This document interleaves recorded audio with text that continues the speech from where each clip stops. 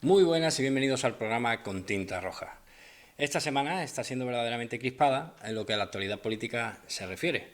Hemos asistido a vergonzantes preguntas y afirmaciones por parte del Partido Popular tanto a la ministra de Igualdad en el Senado o a la concejala de Más Madrid en el Ayuntamiento de Madrid. A ambas la han acusado de utilizar el feminismo y ellas han utilizado el feminismo como excusa para arremeter contra sus adversarias políticas.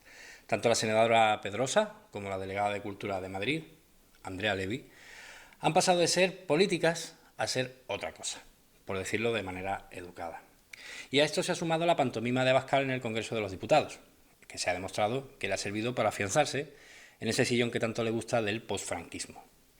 Y mientras tanto, el coronavirus sigue campando a sus anchas por todo el territorio español, contagiando a miles de personas y matando a otra cifra indeterminada. Pero para muchos políticos, lo importante ahora es acabar con el gobierno.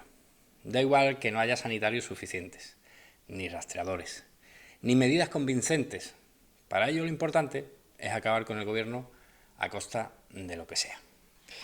Y de esto y de otras cuestiones vamos a hablar hoy con Esperanza Gómez, elegida el sábado pasado en la Asamblea Constituyente como coordinadora de Más País Andalucía. Le vamos a preguntar sobre su partido, por supuesto, pero también sobre estos asuntos de actualidad. Así que, sin más dilación, comenzamos.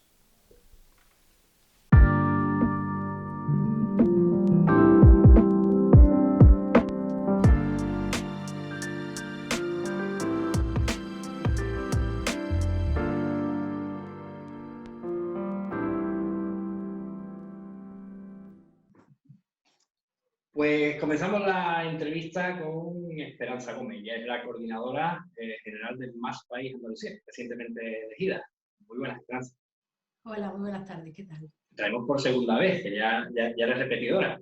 Prometiste Sí, volver y aquí está, ya como coordinadora. claro que sí, claro que Bueno, sí. Esperanza, pues cuéntanos un poco cómo ha ido ese proceso constituyente de Más País Andalucía.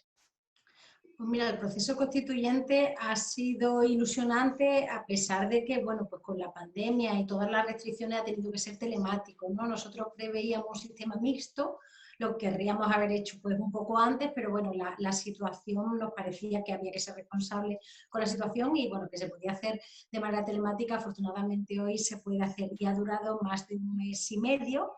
Y bueno, hemos hecho dos procesos en realidad. Primero se han elegido los documentos que van a regir pues, la vida de la organización durante estos 3 primeros años, que son cruciales porque vamos a, digamos, a armarnos, ¿no? de todo ese esqueleto organizativo que es necesario para llegar a las elecciones andaluzas, y luego una segunda parte en la que se han elegido pues, las personas, digamos, que van a ostentar esos órganos. Y bueno, pues se me ha elegido como coordinadora general y se ha elegido un equipo plural y muy bueno para la ejecutiva andaluza. El equipo entiendo que está formado por personas de todas las provincias andaluzas. Exactamente, se ha buscado que fuera un equipo lo más plural posible, tanto en la composición, personas que vinieran de distintos ámbitos, porque nosotros queremos ser un partido que esté muy enraizado en la sociedad civil, y hemos tenido también, hemos llegado a acuerdos con personas de otras organizaciones con las que compartimos principios, como Vamos Granada, por ejemplo, con Iniciativa Andaluza, que son organizaciones que tienen mucho que aportar y que a nosotros nos parecía que iban a enriquecer este proceso, y luego, por supuesto, claro, de todas las provincias andaluzas. Es decir, que Más País va a intentar aglutinar a distintos grupos, ¿no? Distintos sectores también, incluso colectivos, ¿no? Sí, a nosotros nos parece que en los últimos años había habido un proceso de cierta descomposición en el que hay gente muy valiosa que había formado parte, por ejemplo, de candidaturas municipales, ¿no? En 2015, y que por un motivo u otro pues había ido quedando quizá descolgada, ¿no? Y no había un proyecto unitario que diera continuidad a todas esas candidaturas, ¿no? Y nos parecía que Más País podía ser un lugar donde eso se produjese, de manera que nosotros venimos con un carácter dialogante, ¿no? Para hablar con personas, organizaciones sociales y también fuerzas políticas con las que compartamos pues, los principios básicos de Más País Andalucía, obviamente. Es un poco también, con eso das un poco la respuesta de que no venís a restar. Claro, cuando se presenta un nuevo partido dentro de un espectro a la izquierda, ¿no? Digamos, como se suele decir, a la izquierda del PSOE, claro, ahí ya confluyen varios partidos, viene uno más y parece que viene a dividir, y es la crítica que siempre se le hace a los partidos que se presentan, ¿no? Pero bueno, por lo que me dicen, no, me parece que la intención es todo lo contrario. Claro, además a mí me hace mucha gracia, ¿no? Para empezar, cuando eso se dice como si alguien tuviera ya el monopolio, ¿no? De quién debe ser la izquierda, quién debe estar en las instituciones y los demás venimos a restar. A lo mejor los que molestan son otros que ya están, ¿no? Y nosotros nunca lo diríamos y nunca nos expresaríamos así. Pero esta pregunta que se nos hace mucho, ¿no? Este reproche que se nos hace mucho, a mí me gusta mucho contestarlo aludiendo a lo que pasó en Andalucía en las elecciones del 2 de diciembre pasada, en las que por primera vez teníamos tres fuerzas en el espectro de la derecha, parecía que el voto se iba a dividir, de hecho el Partido Popular estaba muy preocupado por eso y por lo que le podía suponer el resurgir de Vox en Andalucía en términos de voto, y sin embargo por primera vez tenemos un presidente de la Junta de Andalucía que es del Partido Popular, gracias precisamente a Vox y a Ciudadanos, con lo cual tratar de resumir o simplificar todas las circunstancias que concurren en una elección y que mueven al voto, en que hay un partido más y que por tanto resta, y es algo que nos parece que no, bueno, que es interesante, digamos, por parte del que lo dice y que no atiende a la verdad. Hay que tener en cuenta muchos más factores. Nosotros lo que hacemos es ofrecer una nueva alternativa que yo creo que va a interesar no solo a votantes de otras fuerzas, sino además a personas que son tradicionalmente abstencionistas porque son abstencionistas críticos, porque no les gusta la política bronca que hay ahora mismo, que se está haciendo en Andalucía. ¿Y en qué se basa esa alternativa? ¿Qué pilares Bueno, tenéis como objetivo? nosotros tenemos tres ejes básicos y la verdad es que yo no sabría ordenarlos en cuanto a la importancia, porque los tres me parecen fundamentales. Uno primero muy claro y que nosotros siempre hemos defendido, pero que creo que ahora tiene especial valor, y es la defensa de lo público, de los servicios públicos, sanidad, educación, servicios sociales. Cuando viene una situación, bueno, como la crisis que arrancó de 2007 o la pandemia que tenemos ahora y que está teniendo consecuencias económicas y sociales gravísimas, nos parece que se pone sobre la mesa más que nunca la necesidad de que el Estado te cuide, de tener servicios públicos que puedan hacer y puedan llegar a donde tú no llegas. Y nos parece que eso es precisamente lo que tiene que hacer el Estado, y es el sentido que tiene que tengamos una organización, porque si no, bueno, pues cada uno y sálvese quien pueda, ¿no? Entonces, reforzamiento de los servicios públicos nos parece un eje fundamental. El segundo, y que también llega en muy buen momento, es todo lo que tiene que ver con la transición ecológica. Yo llevo años escuchando hablar del cambio de modelo productivo necesario en Andalucía y ha tenido que producirse una pandemia mundial para que nos demos cuenta que el monocultivo del turismo como sector fundamental para nuestra economía es tremendamente complicado a la hora de, o sea, nos plantea muchos más problemas. En el momento que viene una crisis y no se puede viajar, tenemos a una parte importantísima de la economía cayéndose, lo que significa muchas más personas viviendo de la precariedad, perdiendo sus empleos, en consecuencia no pudiendo pagar sus casas, pudiendo pagar sus servicios, en fin, y todo lo que eso supone. ¿Por qué es una oportunidad? A mí no me gusta ver la pandemia como una oportunidad porque no lo es un desastre. Pero sí es verdad que las decisiones que se están tomando en el ámbito de la Unión Europea con respecto a la financiación de proyectos condicionados en todo el territorio de la Unión Europea nos ofrece una oportunidad. Es decir, ahora nos tenemos que ponernos a sentar y no en qué va a pasar en las siguientes elecciones y en qué me conviene más. Podemos sentar a pensar en un proyecto para transformar Andalucía en el medio plazo y no hacerla tan dependiente única y exclusivamente del turismo o del ladrillo, por ejemplo, ¿no? Y pensar qué tenemos que ofrecer. Y ahí es donde lo verde cobra sentido, porque nosotros podríamos ser líderes en renovables, por ejemplo, lo que además llevaría aparejado no solo una actitud más respetuosa con el medio ambiente, que es fundamental, porque nos estamos cargando el planeta, sino además creación de empleo y de empleo de calidad y actividades que crean valor añadido. Nos parece que ese es el momento crucial en el que estamos y hay que apostar por él. Y en tercer lugar, y no me extiendo más, todo lo que tiene que ver con la transparencia y con la profundización democrática de las instituciones. En los últimos años estamos viendo cómo las instituciones están perdiendo calidad democrática, cómo el sistema se está deshilachando de alguna manera y eso acaba provocando una pérdida de derechos en los ciudadanos. Ley mordaza, tasas judiciales, es decir, hay un montón de cosas en las que vamos perdiendo calidad democrática porque las instituciones están tomando decisiones que no se deberían tomar. Y ahí también queremos nosotros incidir. Eso me suena un poco a la utilización precisamente que ha dicho de la pandemia, lo que hizo el gobierno andaluz cuando aprobó ese decreto a escondidas. Exacto. Por ejemplo, cerrar el Parlamento en plena pandemia es una barbaridad. Vale que hay que tomar decisiones, pero no existe hoy técnica para que nuestros parlamentarios, porque no podemos olvidar que el efecto que tiene, que la función fundamental del Parlamento es que es el único órgano que representa a toda la ciudadanía. Por tanto, puede controlar al gobierno, que pertenece a unos partidos en concreto. Cerrar el Parlamento, montar la Diputación Permanente, cuando no está previsto en ningún sitio, y aprovecharlo para aprobar un decreto, que la excusa que se da es que elimina trabas burocráticas, pero realmente lo que hace es rebajar los controles medioambientales para poder construir campos de golf y hoteles en las playas protegidas, es una barbaridad desde el punto de vista democrático, porque hoy es eso y mañana será otra cosa, y es algo que no nos podemos permitir. Por eso para nosotros es muy importante incidir en la transparencia y en el fortalecimiento democrático de las instituciones que nos representan a todos y a todas. En estos días, aunque ha estado un poco asolapado por esta pantomima que ha hecho Vox de la moción de censura, también se estaba produciendo el debate del estado de la comunidad en Andalucía. Bueno, Moreno Bonilla ha hecho su discurso, el lógico discurso de él, triunfalista con sus propias políticas. Bueno, ¿qué te ha parecido? ¿Qué crítica le tienes que hacer? Pues me imagino que tendrás que hacer alguna crítica.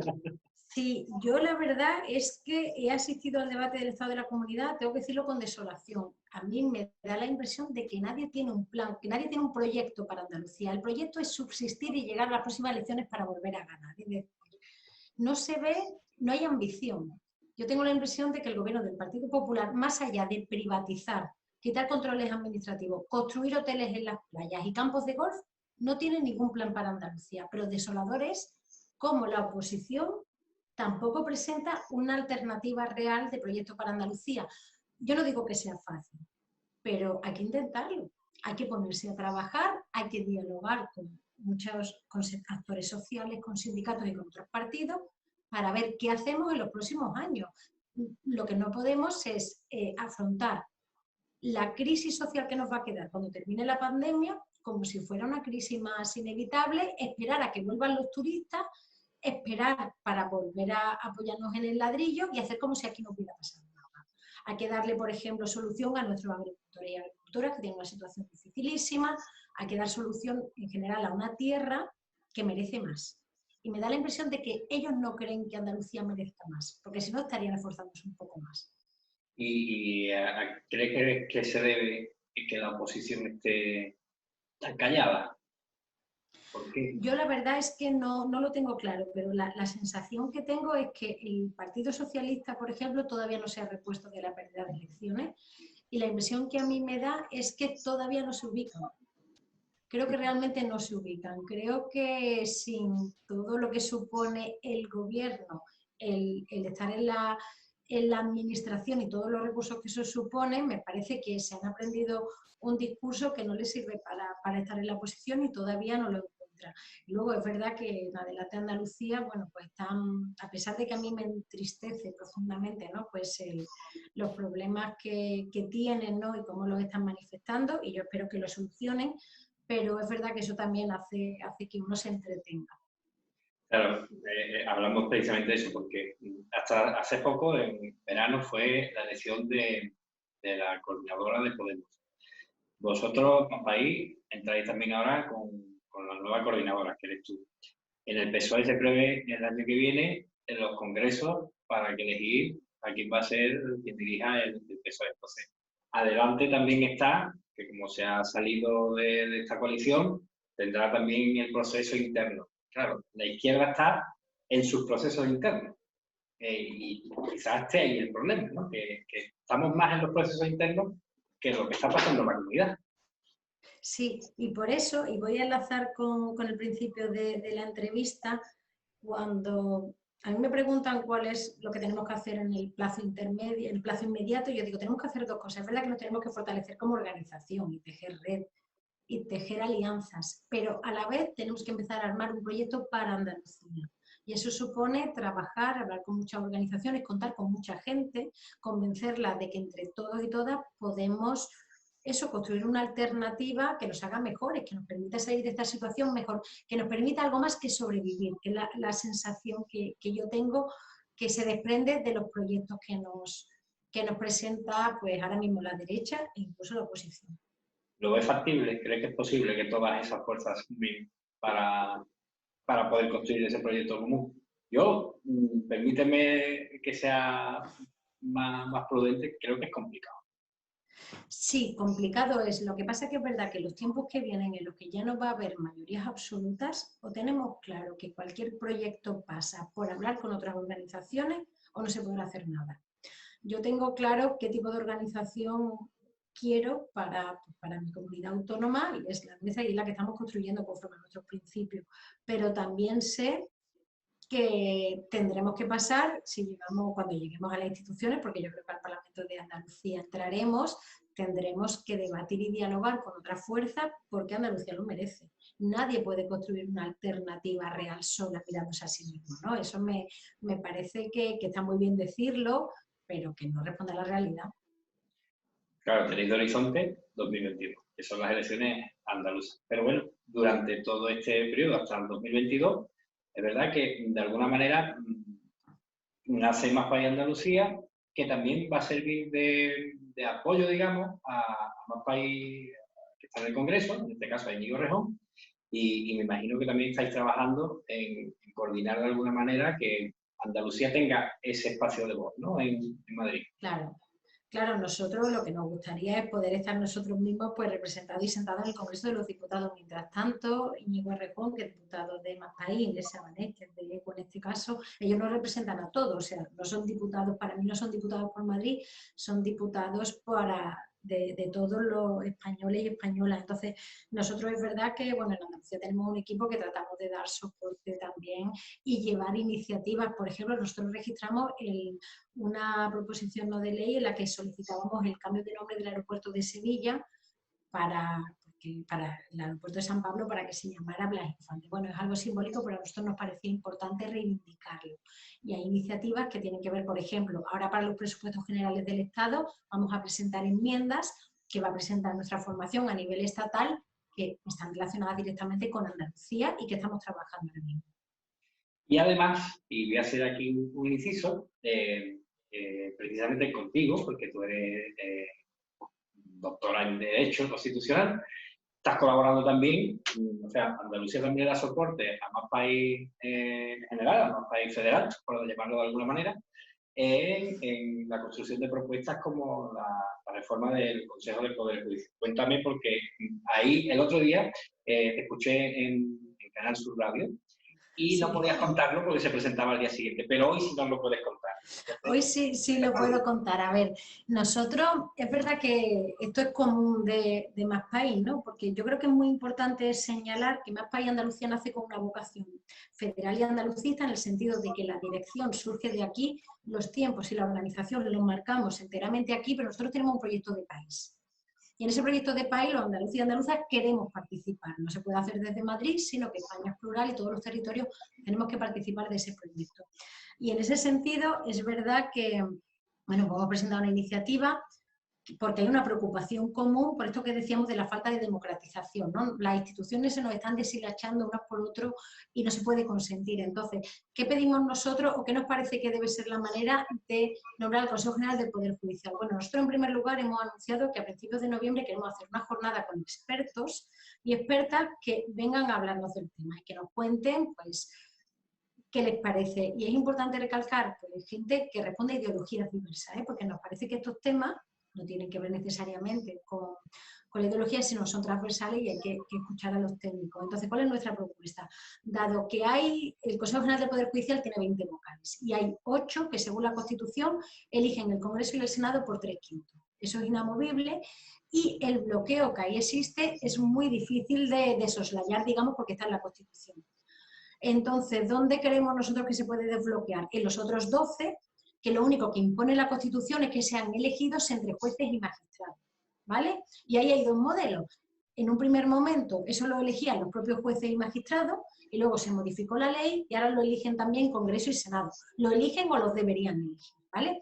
Entonces nosotros, ante los problemas que nos plantean las dos opciones, nos parece que lo mejor sería que establecer una serie de requisitos como ser juez o magistrado con 15 años de ejercicio, por ejemplo, no haber sido sancionado, es decir, cumplir una serie de requisitos que te garanticen que son personas que ya llevan tiempo en la carrera judicial y a partir de ahí hacer un sorteo. ¿Por qué? Porque nos parece que es una manera de romper el bloqueo que además funciona muy bien en otros órganos, como por ejemplo la Junta Electoral Central. La Junta Electoral Central nadie no plantea problemas, no hay nadie que se queje de que es partidista y funciona por sorteo, ¿vale? Hay un número importante de componentes que vienen de la carrera judicial y son por sorteo. Pues nos parece que ese es el sistema que habría que adoptar. No queremos que sea algo que tenga que hacer exclusivamente los jueces, pero que sí deben ser jueces y magistrados, lo impone la Constitución, y el sorteo entre los que cumplan determinados requisitos. Y ya me permites que te cuente una iniciativa a la que llevamos tiempo dándole vueltas y que nos parece también fundamental, porque claro, se habla mucho del Consejo General del Poder Judicial, que es la cúpula. ¿Qué pasa con el resto del Poder Judicial? Uno de los 3 poderes del Estado que ahora mismo podríamos decir que no funciona porque la falta de recursos lo tiene bloqueado. Y eso es un problema. Cuando en un Estado constitucional, con división de poderes, con separación de poderes, uno de los 3 poderes no falla porque no puede dar, ¿vale? No puede dar respuesta a los problemas que se plantean, algo está pasando y además esos problemas solo pueden ir creciendo, nunca se reducen. Entonces nos parecía que eso, sumado a que hay muchos problemas en el acceso, porque son unas oposiciones muy duras, como son unas oposiciones muy duras, te impiden trabajar o hacer cualquier tipo de, compatibilizarlo con cualquier tipo de actividad. ¿Qué sucede? Que las personas que pueden llegar a obtener una plaza de juez son personas con muchos méritos, porque la oposición es muy difícil, pero son personas que han contado con un colchón económico durante una media de 5 años. Es decir, solo el que tiene una familia o una situación que le da respaldo económico puede acceder a la carrera judicial. Son los mejores, las oposiciones son tremendamente duras, pero es verdad que solo representan, digamos, a un extracto social, que son aquellas personas que se lo pueden permitir. ¿Qué creemos nosotros? Nosotros nos parece que habría que hacer una especie de MIR judicial. Es decir, cuando se acaba la carrera, hacer una especie de examen en el que los mejores, ¿vale?, puedan optar a ingresar en la carrera judicial en un sistema en el que te estás preparando y haciendo prácticas a la vez. Y a la vez cobras un sueldo digno, de manera que no necesitas colchón. Si tú tienes buenas capacidades, estás esforzado en la carrera y apruebas el examen con nota, ya puedes entrar. Y, por un lado, mientras estás aprendiendo, estás ayudando a algunos de los jueces de carrera, de manera que estás ayudando a desatascar el sistema judicial, que ahora mismo está colapsado.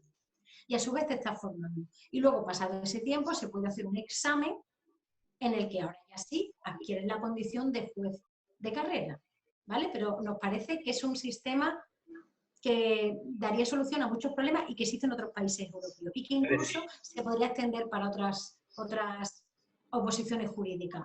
Estarían, digamos, haciendo prácticas remuneradas sí, mientras, y estudiando.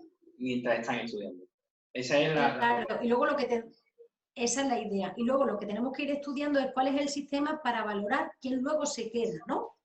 Porque obviamente ingresar no es suficiente. El ordenamiento jurídico requiere mucho estudio, los jueces necesitan una preparación intensa que nosotros no solo no despreciamos, sino que nos parece fundamental.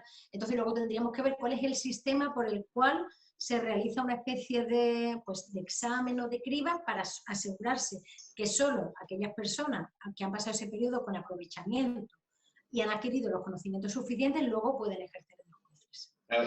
Pero me comentas que claro, es súper difícil llegar, evidentemente. Entonces, el tiempo de práctica no les resta tiempo de estudio.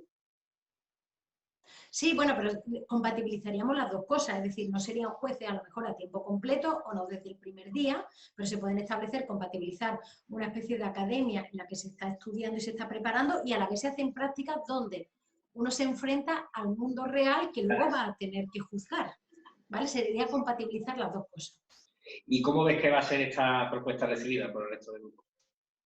Bueno, a nosotros la verdad es que en general yo tengo que decir, yo como profesora de Derecho Constitucional lo he visto, la propuesta ha sido muy bien recibida por el mundo del derecho en general. Yo creo que existe cierto consenso en que el acceso a la judicatura había que modificarlo, pues por eso que hemos dicho, ¿no? No porque no entren los mejores, sino porque entran los mejores dentro de determinada clase y es fundamental que el Poder Judicial represente a la sociedad a la que tiene que juzgar. Y porque es un tema de justicia también, ¿no? ¿Cuántas personas hay que seguro que tienen una enorme valía, una enorme capacidad de estudio y por el mero hecho de que no pueden pasar 5 años, no solo sin ingresos, sino además gastando dinero en un preparador de oposiciones, pues se quedan por el camino? ¿Cuántos buenos jueces hemos perdido, no? Es un tema me parece que es de justicia.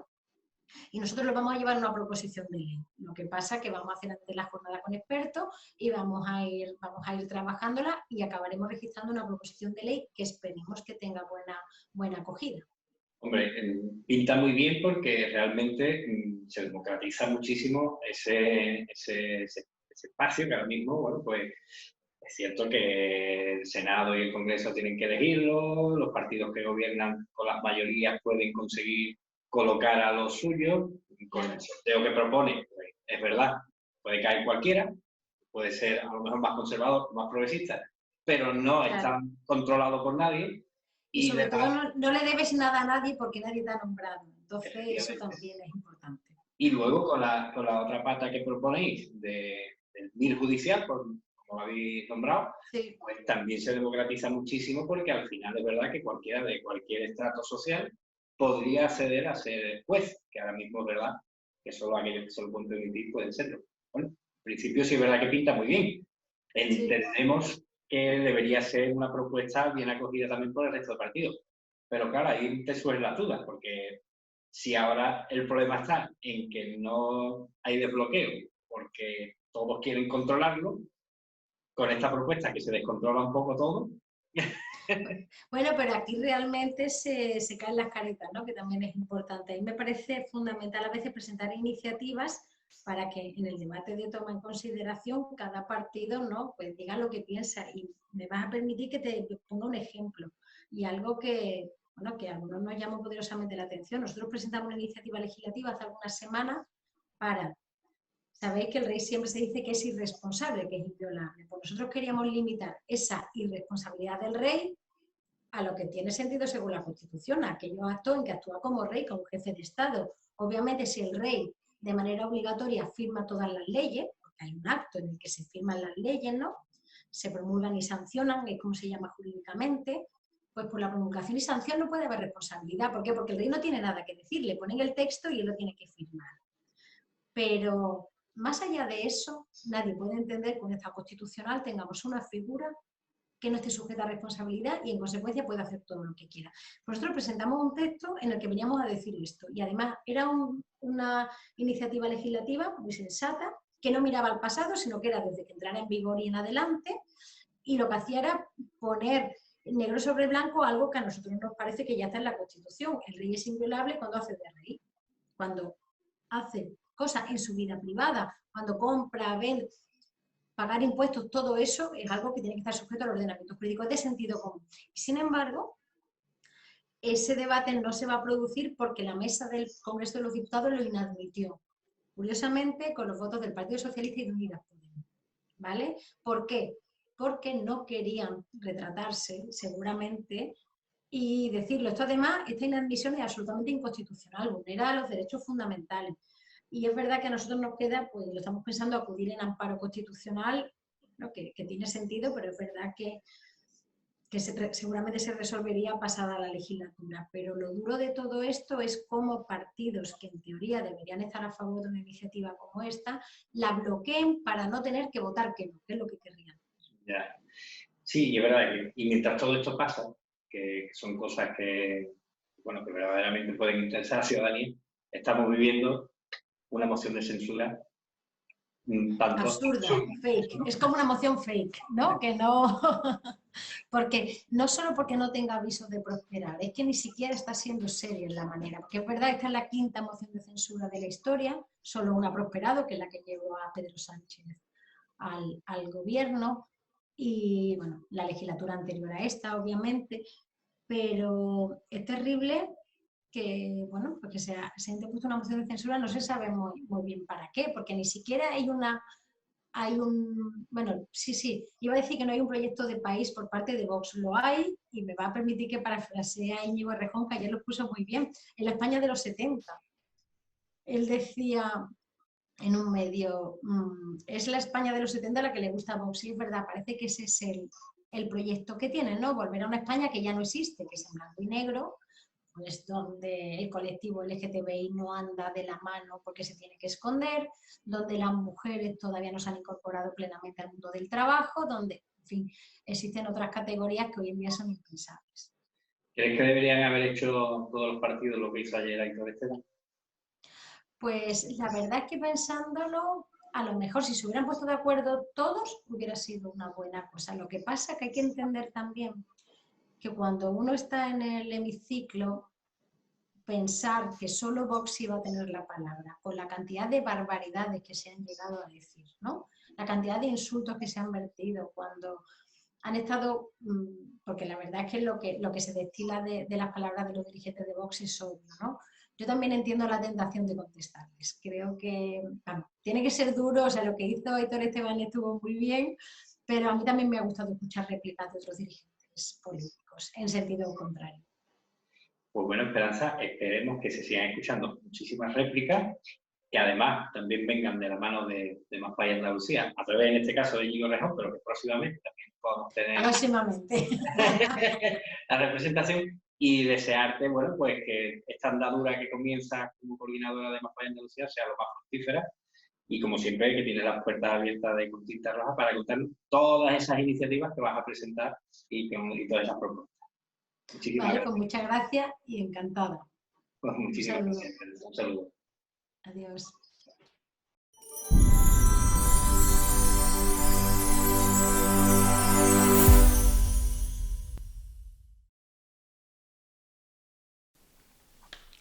Y hasta aquí el programa de hoy.